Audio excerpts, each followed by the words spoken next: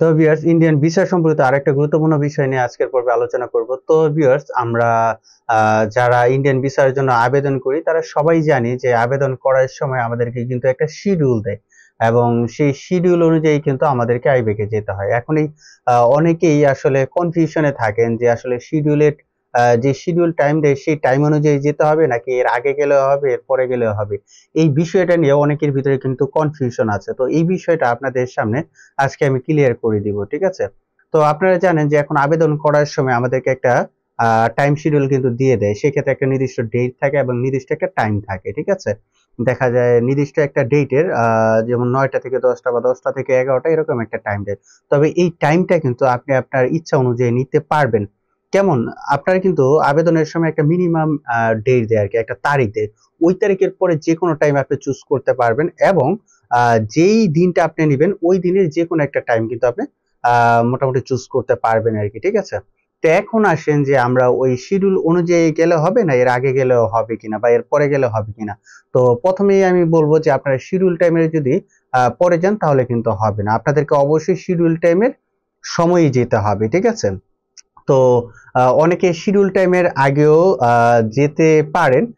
তো সেটা আসলে আগে গেলে কি হবে সেটা আমি আপনাদের সামনে বিস্তারিত একটু আলোচনা করে দিই। তো দেখেন অনেকেরই কিন্তু ব্যস্ততা থাকে যে আসলে দেখা যায় যেই দিন আপনার কাগজপত্র জমা দেওয়ার ডেট পড়লো ওই দিন কিন্তু আপনি অনেক ব্যস্ত, ঠিক আছে? তো আপনি কোনোভাবেই যেতে পারছেন না, সেই ক্ষেত্রে আপনি কি করবেন? তো এমনও হতে পারে যে আপনার ধরেন যে শিডিউল টাইমটা 9টা থেকে 10টা, সবসময় এরকমই নিবেন। 9টা থেকে 10টা নিলে বেটার হয় কেন? দেখা যায় আপনি 9টা থেকে 10টা এর ভিতরে আপনি আইবেক্স সেন্টারে যাবেন। তো ওইখানে যাওয়ার পর দেখেন আপনি যদি শিডিউল টাইমের পরে যান সেক্ষেত্রে কিন্তু হবেই না আর আগে গেলেও কিন্তু হবে না, ঠিক আছে? তো আপনি কারণ এখনকার যেই আইবেকের যে কাজটা এটা কিন্তু সফটওয়্যার ভিত্তিক, ঠিক আছে? তো আপনি যখন কাগজপত্র জমা দেওয়ার জন্য যখন মূল যে আইবেক সেন্টারের ভিতরে প্রবেশ করবেন তখন গেটে আপনাকে কিন্তু একটা টোকেন দিবে, ঠিক আছে? এটা সবাইকে দিবে। তো আপনি যদি শিডিউল টাইমের আগে যান কিংবা পরে যান সেক্ষেত্রে কিন্তু আপনার টোকেনটা কিন্তু বের হবে না। আর টোকেনটা যদি বের না হয় সেক্ষেত্রে কিন্তু আপনি কাগজপত্র জমা দিতে পারবেন না। তো আপনি যদি শিডিউল টাইম অনুযায়ী যান ধরেন 9টা থেকে 10টা, এর ভিতরে গিয়ে আপনি আপনার যে টোকেনটা নিয়ে নিলেন আর কি। নেওয়ার পরে এখন আপনি চাইলে কাগজপত্র যদি এখন জমা নাও দেন তাহলে কিন্তু সমস্যা নেই। আপনি ধরেন যে 10টা থেকে 11টা বা 11টা থেকে 12টার ভিতরে আপনার কোনো কাজ আছে, আপনি চাইলে বাহিরে গিয়ে কাজটা করে এসে পরবর্তীতে কিন্তু ওই দিনই আপনি কিন্তু আপনার যে আবেদনপত্র সেটা কিন্তু জমা দিতে পারবেন, ঠিক আছে? তো মূল কথা যেটা হলো যে আপনার যদি আবেদনপত্র জমা দিতে হয় অবশ্যই শিডিউল টাইমে গিয়ে আপনার টোকেনটা আগে নিতে হবে, ঠিক আছে? আপনার টোকেন নিলে কিন্তু দিনের যে কোনো সময় আপনি জমা দিতে পারবেন, মানে আইবেক বন্ধ হওয়ার আগ পর্যন্ত। ওকে।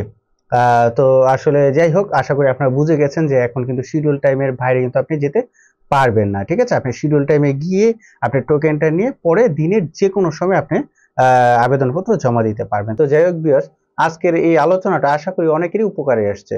তো ভিডিওটি যদি আপনাদের ভালো লেগে থাকে তাহলে অবশ্যই ভিডিওতে একটা লাইক দিবেন, কমেন্টস করবেন এবং পরবর্তীতে ইন্ডিয়ান ভিসা সম্পর্কিত যে কোনো ধরনের আপডেট নিউজ পেতে চ্যানেলটি সাবস্ক্রাইব করে আমাদের সাথেই থাকুন। ধন্যবাদ সবাইকে।